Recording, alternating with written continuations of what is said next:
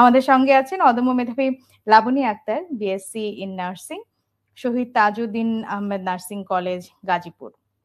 লাবণী, স্বাগত আপনাকে। কেমন আছেন? আলহামদুলিল্লাহ ভালো। আজকেও ডিউটি ছিল? আজকে ডিউটি ছিল, কিন্তু মিস দিয়ে আসলে যে লং জার্নি করে আসা হয়েছে তো এই পর্যন্ত গাজীপুর থেকে, তো আসলে আজকে ডিউটিটা মিস, এটা অন্যদিন করে দিতে হবে। আচ্ছা, এই যে আপনি এখন সেবিকা হিসেবে কাজ করছেন, নিশ্চয়ই এটা স্বপ্নের একটা অংশ ছিল নাকি? স্বপ্ন, হ্যাঁ, অবশ্য মেডিকেলে পড়ার ইচ্ছা ছিল, তার পাশাপাশি যেহেতু এটাতে মানে কোনো এক কারণবশত হয়নি, তো তারপরে চেষ্টা করলাম নার্সিং এ, পরে এখানে গভর্নমেন্টে চান্স হওয়ার পরে এখানে 4 বছরের বিএসসি কোর্স একদম কমপ্লিট ছোটবেলার করলাম। লাবণীর গল্পটা শুনি। একদম ছোটবেলার লাবণী আক্তার থেকে আজকের ইন্টার্ন নার্স লাবণী আক্তার, সেই গল্পটা শুনি।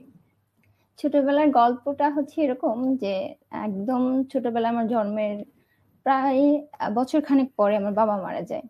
তারপর থেকে আসলে বাবা হচ্ছে ফরেনশিপে জব করতো, কিছু টাকা পয়সা ছিল, আম্মু ওইটা দিয়ে বেশ কয়েক বছর চলার পরে যখন মনে হলো যে আমাদের স্কুলে ভর্তি করাতে হবে, ছেলে মেয়েদের লেখাপড়া করাতে হবে, তখন সে মনে করলো যে আমার এখন বাহিরে জবের দরকার, বাহিরে চাকরি বাকরি না করলে তো আসলে পসিবল না এটা। আসলে আমাদের ফ্যামিলিতে আমরা 3 ভাই বোন ছিলাম, বড় ভাইয়া ছিল, আমরা 2 বোন ছিলাম। আপু আসছে আজকে সাথে। ছিল কেন বলছেন?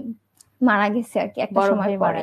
হ্যাঁ, তো যখন স্কুলে ভর্তি করানো হলো তখন আসলে আম্মু টুকিটাকি কাজ করতে শুরু করলো আশেপাশে, মানে যেমন আর অনেক লোকদের, শ্রমিকদের একসাথে রান্না বান্নার কাজ বা ছোটখাটো অফিসে যেরকম কাজ করা হয় এরকম কাজ। বেশি আম্মু অতটা আসলে শিক্ষিত না, পড়াশোনা করা হয়নি, তো মোটামুটি করতেছিল একটা সময়ে।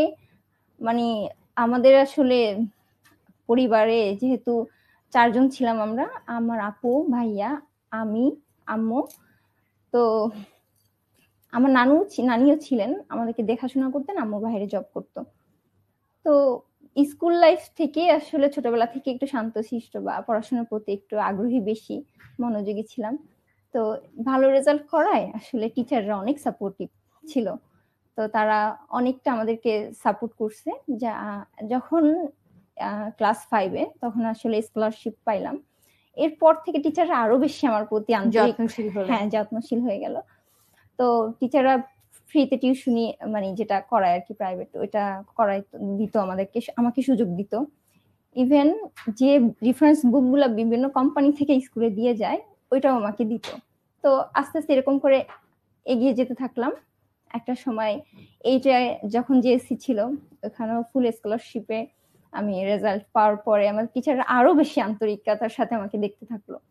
এরপরে যখন 9-এ ওঠার পরে আমি সায়েন্স বিভাগ নিয়ে পড়তে শুরু করলাম, টিচাররা এরকম আবার সাপোর্টিভ করতে করতে এসএসসি পরীক্ষা দিলাম।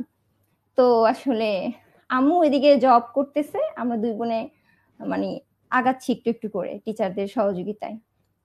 তা একটা সময় হচ্ছে কি, ভাইয়ার যখন 18 বছর বয়স তখন আসলে ভাইয়া মারা গেল আর কি। তখন আসলে আম্মু অনেক ভেঙে পড়ছে যে আমার একটা ছেলে ছিল, যেহেতু আমার হাজবেন্ড নাই, তো সেই ক্ষেত্রে আসলে মানে আমরাও আসলে বুঝতে পারি না যে এরকমটা হবে। তারপরও এগোতে থাকলাম।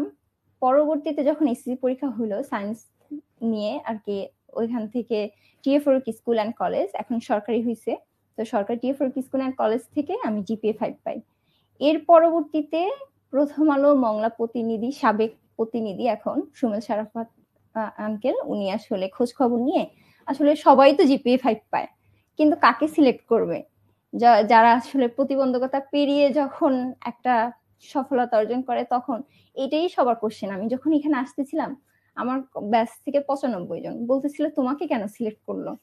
তখন তাদেরকে আমি এটা বুঝাইলাম যে আসলে যারা প্রতিবন্ধকতা পার হয়ে একটা সফলতা অর্জন করে তখন তাদেরকে অদম্য বলা হয়। আমি আসলে এত মেধাবী না, বুয়েট কুয়েট বা এমবিবিএস যারা পড়াশোনা করতেছে তারা অনেক মেধাবী।